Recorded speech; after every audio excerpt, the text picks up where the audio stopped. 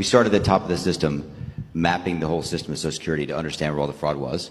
And there's a lot of great people there that showed us really a lot of waste. And so that came up with a big list of stuff they're working on. You've heard some of that already, but this is what jumped out at us.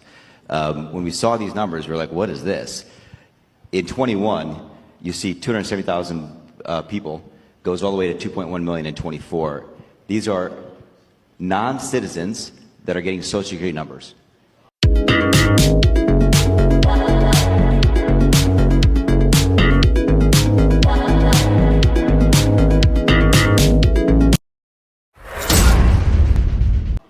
Yeah, this is a mind-blowing chart. Yeah, just this literally blew us away. Like, we went there to find fraud, and we found this by accident.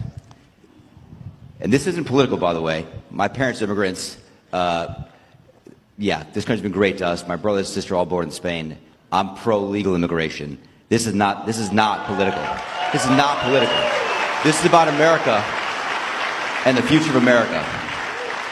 And there are a lot of good people in the system that pointed us in this direction. I want to honor them right now, that work in the government today, who took risks to show us these numbers and tell us what's going on.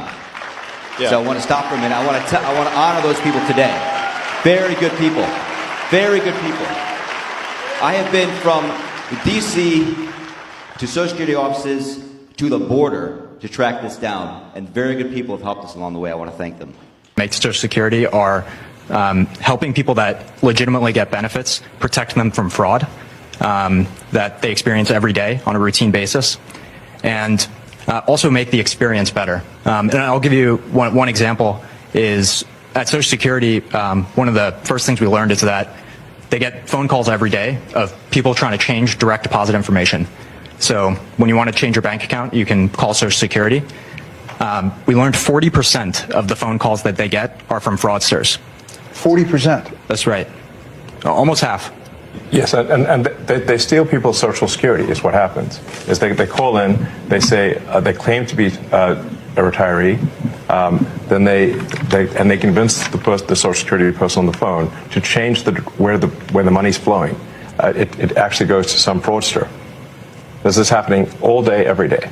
And then somebody doesn't receive their Social Security. It's because of all the fraud loopholes in the Social Security system. Social Security is not going bankrupt as long as it's the United States. It's not going bankrupt. For anybody who's like, I guess, 40 right now, you know, the little bastards you see going to kindergarten, they'll be paying your Social Security when you finally retire. It's a giant legalized Ponzi scheme. Whoever is working right now, whoever's earning right now, whether you're a 1099 employee, W-4, whatever, you are paying the current retiree Social Security, and you footing the bill for some crazy folks who can't get jobs. It's not going bankrupt. But I cannot stress this enough. Social Security is an act. It is an act of Congress. It was voted in the 30s during the Depression. It's not, nobody can unilaterally take it away. I used to always, like, even when I was a kid, I would hear this spooky ass talking point from Democrats. Now, I was no big fan of Daddy Bush, but I would hear it back then. Like when I was in 8th grade in high school, like this threat of Social Security being taken away, or it's typical liberal fear mongering. You know, they scared. They harassed a whole generation with that. They harassed not two whole generations. Generation X and the millennials with that. Oh, well, by the time you retire, there's not going to be Social Security. Yes, the fuck it is. As long as the United States, yes, it is. They intimidate people with that in order to try to keep people voting Democratic. See, the Democratic Party doesn't have any type of optimistic solution for people. They have to come with fear tactics. When you look at when you look from 1829 all the way up until now, with the exception of the Obama campaign, every other Democratic campaign was based off of fear. It was based off of fear. And this is just one more example of it. But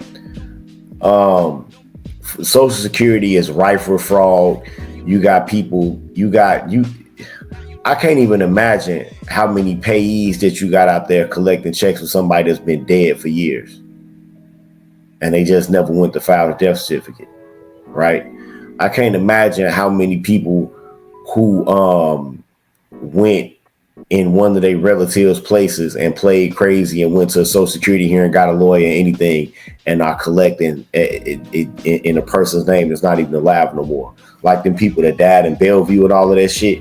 It's people still collect, or out here at Jackson Park or Tinley Park, where they might have died inside them institutions or whatever. It's people collecting like SSI checks in their name. It is. I've seen it. So hopefully he can identify all of the fraud. But it's very telling to these Democrats that you are pulling out your hair over somebody identifying fraud. That's what this whole Elon and Social Security thing is. They really not concerned about Social Security. They concerned about him uncovering U.S. aid and where all of that money was going. They concerned about him being able to access IRS shit, because that's where this is going. They concerned about him being able to IRS shit, and then there's the 800-pound gorilla in the room, the FEC shit, the campaign for donations and all of the PACs. Once he gets into that shit, always gonna be hell to pay. But that's why they try to let Social Security be the bright shiny object that distracts everybody, because they're afraid of him looking into deeper shit. Well, I say that you have a lot of older people who are living longer, particularly the baby boomer generation, and technology and health as a result of it. And of course, they're going to dangle Social Security in front of people because the whole aim is just to crank people into a group and to do nothing whatsoever. That is what the status quo is, right? Just like the past 4 years, a sort of self-operating machine on autopilot and keeping people, quote unquote, pacified while other people fill their coffers or whatnot. And now it's being discovered. And so Social Security is to scare the most likely demographic that's going to watch, CNN and NBC to the polls so that they will actually vote. But now they're dealing with a whole different electorate that they didn't expect to wake up to actually voice their opinions and march to the polls to say hell no, we ain't dealing with this shit. And they're targeting, for the most part, one issue voters, people who aren't affected by the other policies, such as the faggotry, the weirdo stuff, the immigrants, and obviously anything else that comes out of the sort of fringe progressive policies that come from the left. So I think that this sort of scare tactic is to lull the giant back to sleep, and then for them to continue to dangle carrots and stuff like that. As far as fraud goes, they simply don't really care about all of that altogether, because most of the people who are actually doing the fraud are 9 times out of 10 the population that they want to serve anyway. You know what I mean? Degenerates and weirdos and stuff like that.